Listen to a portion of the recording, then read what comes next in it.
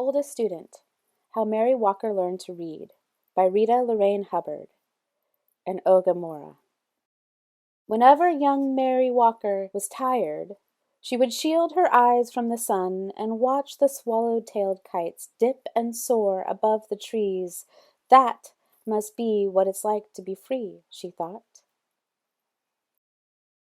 But Mary didn't watch for long.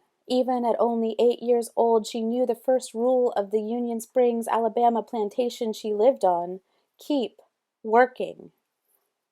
She knew the second rule, too. Slaves should not be taught to read or write or do anything that might help them to learn to do so. Mary didn't stop working. She didn't learn to read either.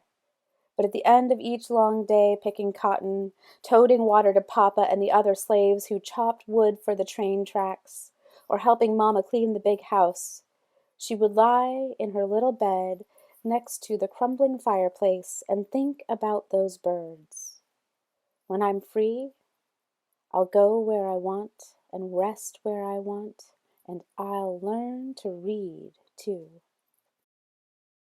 When she was 15, it happened. Mary and her mother, brothers, and sister were free. The Emancipation Proclamation said so. What it didn't say was how a family with nothing except the tattered garments on their backs could find food, clothes, and a place to sleep. Mary's father had died, and the family was on its own. Freedom Road! To Freedom Road! Across the fields and through the woods, ex-slaves surged like waves crashing hard to shore. Now that they were free, every road was Freedom Road. Many headed north and west and every which way, searching for long-lost family members or simply experiencing the wonder of being free. Others, like Mary, chose to stay in the South. An organization called the Freedmen's Bureau helped those who stayed to find shelter on abandoned Confederate land. Mary and her family settled in a one-room cabin, and for the next few years she worked alongside her mama to help feed her siblings. 7 days a week she churned butter, cleaned houses, and cared for other folks' children.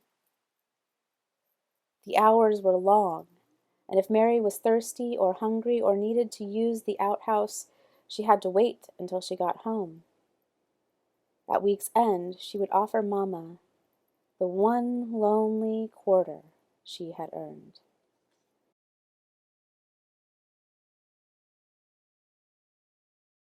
One day, Mary met a group of evangelists on the roadside.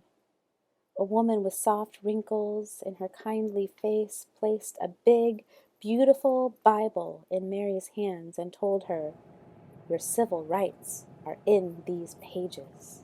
Mary didn't know what civil rights were.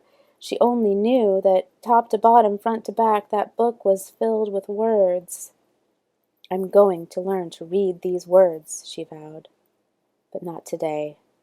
Today, there was work to be done. And tomorrow, too. When Mary got married, she and her husband worked as sharecroppers, renting someone else's house, using someone else's tools, and planting someone else's seeds to farm land they would never own. After they harvested the crops, almost all of the money they earned went to pay for the housing, tool, and seed costs. Mary was 20 years old when her first son was born. She opened her Bible and marveled at the squiggles inside. There had been no time to learn to read. A friend wrote Mary's son's birth date on the Bible, August 26th, 1869. Then Mary dipped a pen into an inkwell and made her mark beside it. Not a letter, not a name, just a mark. It was the best she could do. One day, Mary's husband died. She married again, and a second son was born, then a third. Mary made marks for these sons too. Now she had 3 growing boys. More money, that's what we need, Mary thought.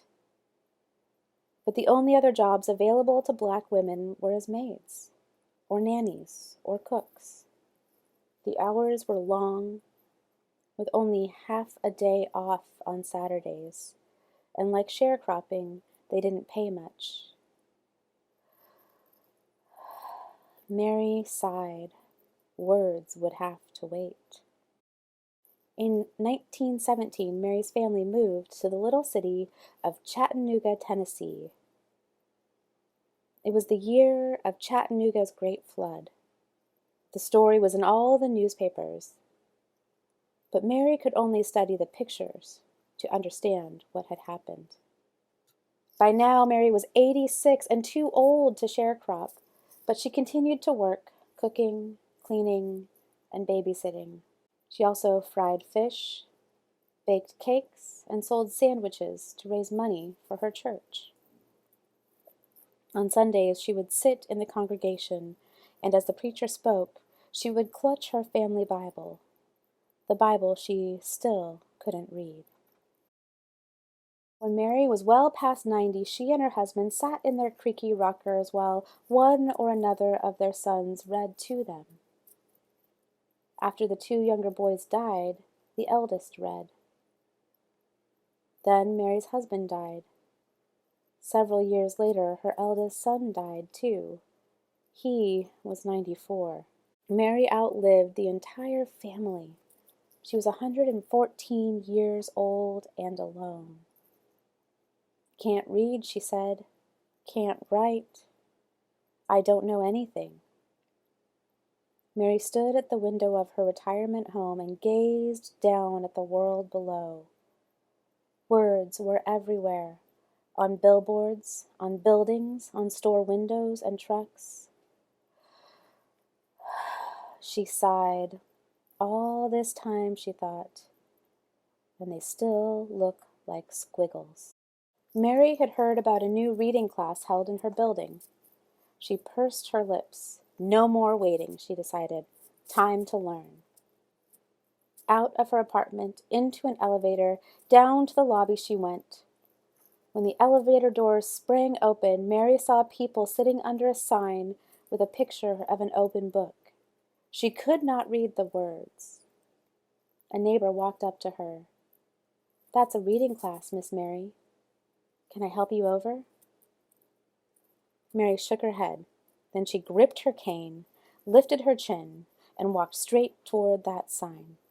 For the next year and more, Mary put everything she had into learning to read. It wasn't easy, after all. She was the oldest student in the class, and probably in the entire country.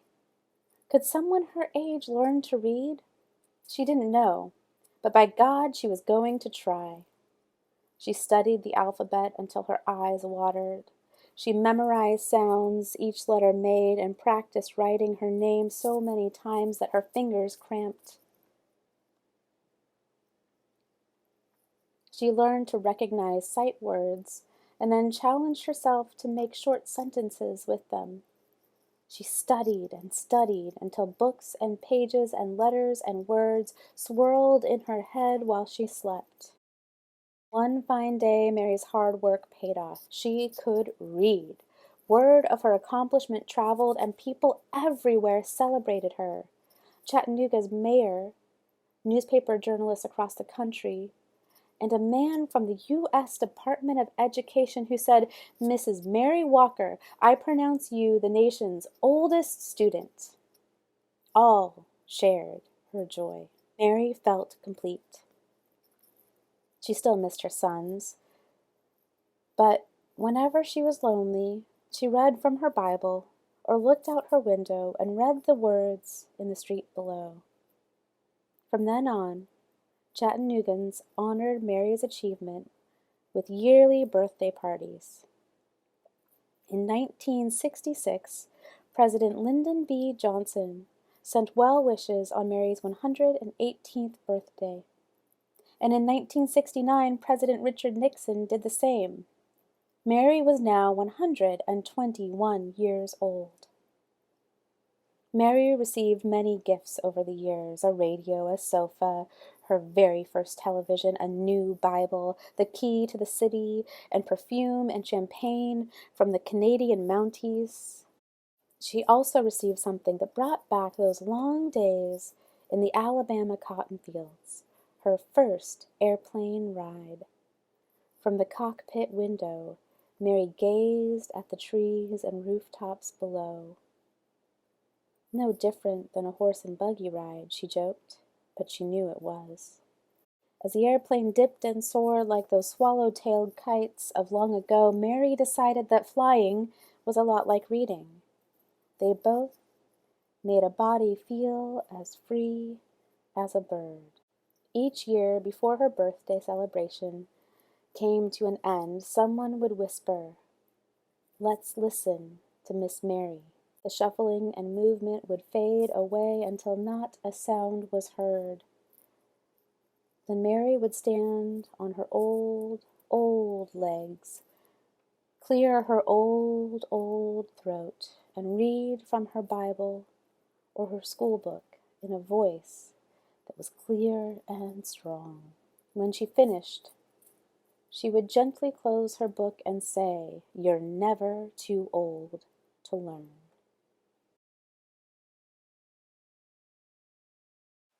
In 1848, Mary Walker was born into slavery. At the age of 15, she was freed. At 20, she was married and had her first child. At 68, she was still working and raising money for her church. At 114, she was the last remaining member of her family. At 116, Mary Walker learned to read.